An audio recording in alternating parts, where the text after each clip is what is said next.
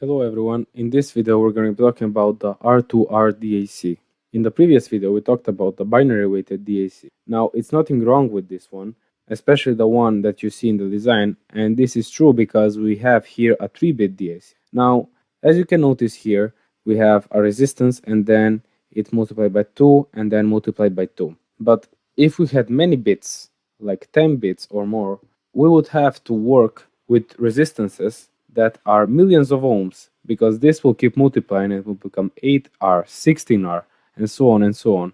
And working with resistances that are millions of ohms, sometimes it's not possible because they're very difficult to produce. Now this problem is solved by the R2R DAC, because as you can see here, we only have two resistances, 2R and R. So let's say that our R is 1 kilo ohm, then our biggest resistance will be 2 kilo ohms. So as you can see, it's very doable to work with this. Now when talking about an R2R DAC, we mean this part right here before it enters the inverting amplifier. So this is the output of our R2R DAC and the input to our inverting amplifier. And depending on how the bits are connected, these are the 3 bits, depending if they are connected to ground, which would mean the bit is 0, or if they're connected to VREF, which means the bit is 1. Depending on that, we'll have a different output here of the DAC and a different input to the inverting amplifier. Now, let's just work with the DAC. And what I'm gonna do now is see 3 cases when the bits are 001, 010, and 100. And after that, if we want to, let's say, know what happens when you have 110, we sum what happened here, and we get it by using superposition. So let's start with a real practical example. 001. That means that here on B0 we connect it to VREF, so we get the bit 1, and these two we connect them to ground, so we get the bit 0. Now what is comfortable to do here is we take the first block right here and rewrite it, and we start finding the Thevenin voltage and resistance. So here this I will write as VREF, which is connected to 2 resistances. So we have like this, and we have a ground here, 2R, 2R. Now the Thevenin voltage is just this right here, which, as you can notice, is just a simple voltage divider. That means that VTH is equal to 2R divided by 2R plus 2R, which will be 4R, multiplied by VREF on the left. And as you can see here, the R with R cancels out, 2 with 4 cancels out, and here this part is just equal to 1/2. So we'll rewrite it here, 1/2 multiplied by VREF, and we will write it better, VREF divided by 2. And to find the Thevenin resistance, we have to transform this voltage source into a short circuit and see what happens from the right, since that is where we're gonna connect the circuit. So looking from the right here, we have that the paths are divided, so we have that the equivalent resistance is in parallel, and 2R in parallel with 2R is just R, which is our Thevenin resistance. So now this box, we found the Thevenin voltage and resistance for it, so we'll just rewrite that box like this. The Thevenin voltage is VREF divided by 2, so we'll rewrite it right here, and our Thevenin resistance is just R. And then for the rest of the circuit, we'll rewrite it, and here we have R2R, which is connected to ground, and R2R. And notice here that we just have 2 resistances in series, which if we sum them up is just 2R. So it's better off if we just directly write this as 2R, okay? And now we have the same situation as before. We have to still take this block right here and find the Thevenin voltage and resistance from. So if we just rewrite it very quickly right here, we have VREF divided by 2, 2R, 2R.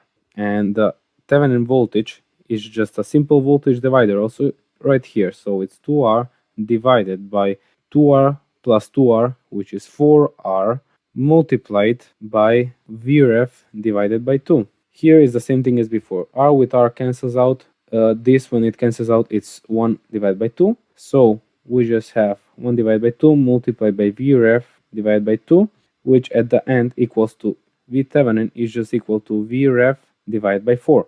And if we want to find the equivalent Thevenin resistance, we do the same thing as before. We short this voltage source and we look from the right towards the left where we want to connect things. We have RTH here, and we see that these are in parallel, so we have 2R parallel to R, which is just equal to R. So the block that we have here, we rewrite it with a Thevenin voltage and resistance. So our Thevenin voltage is VREF divided by 4. Our Thevenin resistance is R, and here on the right we have connected to R and to R.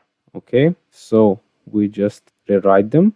We don't do nothing special here. 2R here to the ground. So notice also here we have 2R's in series, which we just can rewrite as R plus R, which equals 2R. And finally we have one more time Thevenin resistance and voltage. And here we do again VTH, which is a simple voltage divider again, which is 2R divided by 2R plus 2R, which is 4R, multiplied by VREF over 4. And this right here we know from before that it's 1/2. So we have VTH equals to 1/2 multiplied by VREF divided by 4. So VTH equals to VREF divided by 8. And here, if we want to find the Thevenin resistance, we short this right here and we watch from the right, and we have as before 2R in parallel with 2R is just R, which is our Thevenin resistance. So now we arrive to our final circuit, which will be here the Thevenin voltage is just VREF divided by 8. Here our Thevenin resistance is R, and this means that when we have 0, 0, 1 in the output, we have VREF divided by 8. Now, if we try to do case 2, which would be 0, 1, 0, we will obtain something else. And let's start. Right here from the beginning, you can see that this is in parallel with this, and we have that 2R in parallel with 2R is R, okay? And when we rewrite that, we have R, R, and we have the rest of the circuit, 2R. So these in series, both of these are just 2R, so I'm just gonna rewrite that, okay? And then this is connected to VREF, okay? And I'm just gonna rewrite the rest of the circuit.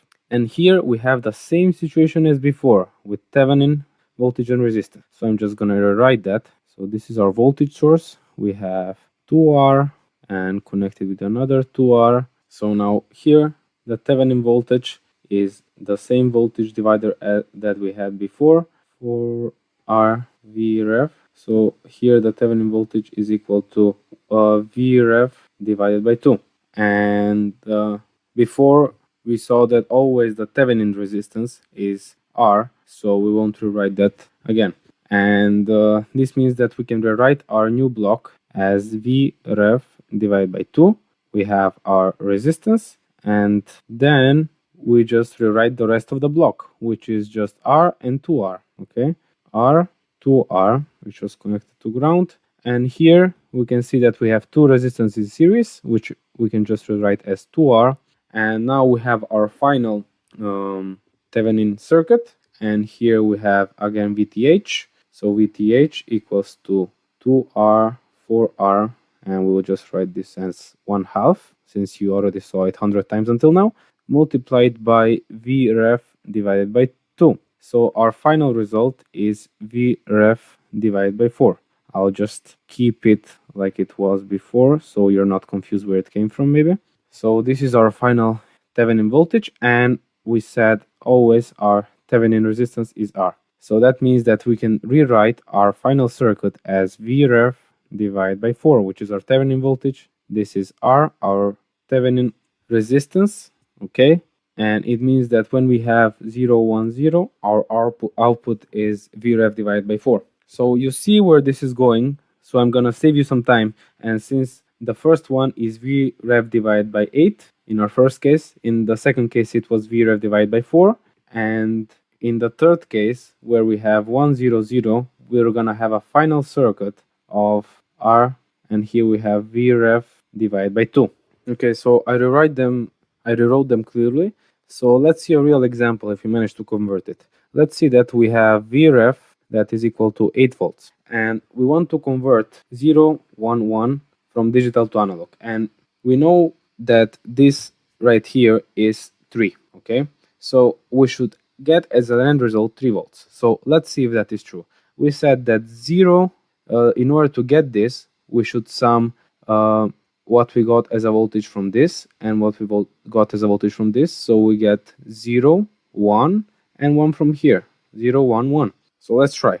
VREF divided by 4 plus VREF divided by 8 equals 8 divided by 4 plus 8 divided by 8, since we said our VREF is 8, which is equal to 2 plus 1, which is equal to 3. So we made our conversion successfully.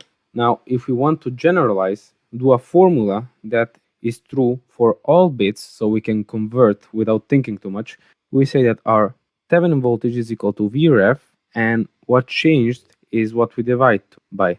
VREF divided by 2, or by 4, or by 8. So that means that in the denominator, we're going to have 2 to the first, 2 to the second, 2 to the third.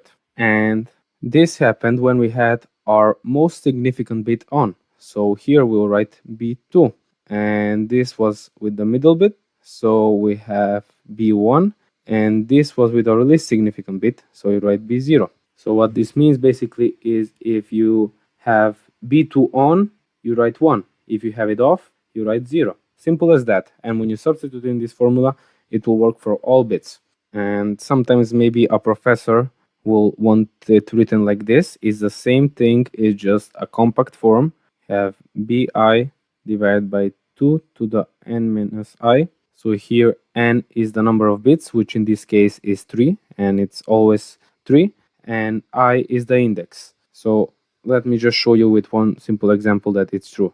Let's say that we have I equals 0, and we will have 2 to the 3, because we have 3 bits minus 0 at the denominator, and the numerator will have B0. So here we have B0 divided by 2 to the 3, which, as you can see, is exactly the same thing as above. And then we do the same thing for I equals 1, and we get this, and same thing for I equals 2, and we get this, and we sum them. So we successfully managed to do a conversion. And this conversion, at the end, you just put it into an inverting amplifier. But that's not the important part here. The important part here was to know how the conversion, which was the first part of the circuit, actually worked. And I hope you understood that from this video.